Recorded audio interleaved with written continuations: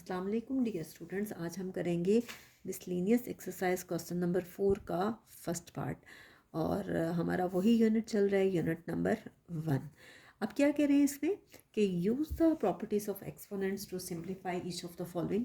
Properties of exponents use करनी है और इसको सिंप्लीफाई करना है। अब आप देखें कि -2 पावर 3 है और -2 पावर -4 है। इसी तरह से यहाँ पे -2 की पावर कुछ भी नहीं दिया हुआ, यानी इसकी पावर 1 है और ये है -2 पावर 3, सॉरी -3। अब ऐसा है कि हम चाहें तो एक ही स्टेप में इनको कर सकते हैं, लेकिन बेहतर ये है कि जब आपको प्रॉपर्टीज़ अप्लाई करनी है तो आप 1 बाय 1 करें। अब हमारे पास क्या है प्रॉपर्टी कि a power m a power n, जब बेसिस सेम हो तो पावर्स ऐड होती हैं, a power m plus n होता है। अब यहाँ पे हमारे पास यहाँ नेगेटिव का साइन है, लेकिन हम उस साइन को बाद में देखेंगे। हमारे पास क्या है कि बेसिस सेम है, पावर्स ऐड होती हैं। ये अलग बात है कि यहाँ पे पावर -4 है तो इसको आप ब्रैकेट में लिख दें, ठीक है। और बेस को आपने एक बार ही लिखना है। ये आपके पास है -2 की पावर 1 और -2 की पावर -3। हर एक के दरमियान बेशक आप मल्टीप्लाई का साइन डाल दें या डॉट डाल दें, कोई फ़र्क नहीं पड़ता। ये आ गया -2 पावर 3 प्लस माइनस आपके पास क्या होता है -4 इंटू -2 पावर 1 डिवाइडेड बाय -2 की पावर -3। 4 में से 3 माइनस करें तो साइन ग्रेटर वैल्यू का आता है, साइन आता है माइनस का, ठीक है। और ग्रेटर वैल्यू के साथ माइनस का साइन है, इंटू -2 की पावर 1 डिवाइडेड बाय -2 की पावर -3।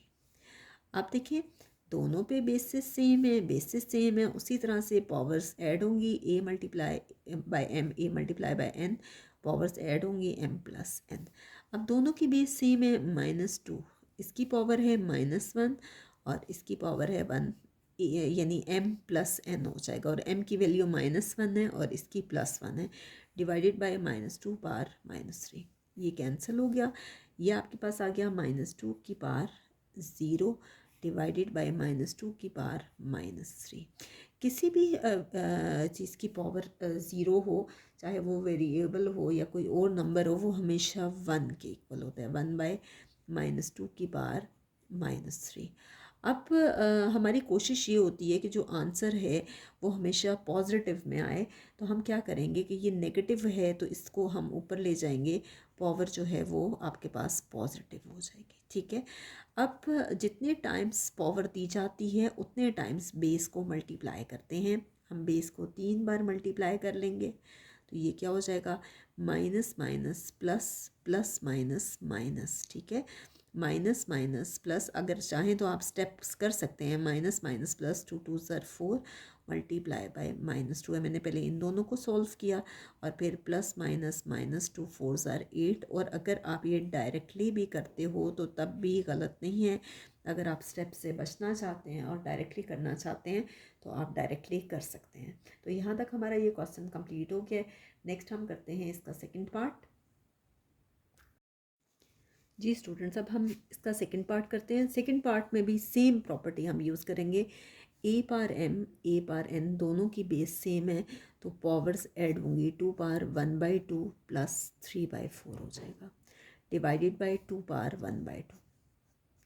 सेम इसमें भी होगा कि बेसिस सेम है, पावर्स ऐड होंगी, इसकी पावर कुछ भी नहीं दी हुई तो यानी 1 है, तो ये आपके पास हो जाएगा 3 power 1 plus 3/2 divided by 3 power -1/2।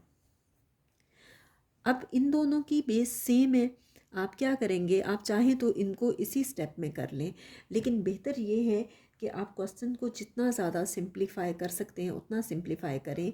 आप नीचे वाली पावर को ऊपर ले जाएं और यहाँ हम कौन सा लॉ अप्लाई करें, a m divided by a n equal to a power m minus n. नीचे से पावर ऊपर जाएगी, पॉजिटिव है तो ऊपर जाके वो नेगेटिव हो जाएगा। और मैं डायरेक्टली आपको इसलिए करवा रही हूँ कि मुझे लगता है कि ये आपके लिए ज़्यादा इजी है, बजाय इसके कि आप इतनी लंबी लंबी कैलकुलेशंस करते रहें। अब देखिए 2 पावर, सपोज़ कि ये m है, ठीक है, इसको मैं लिख रही हूँ 1/2 प्लस 3/4 और ये है जी n, ये ऊपर गया तो ये -1/2 हो जाएगा, ये और ये कैंसिल, प्लस माइनस कैंसिल हो गया।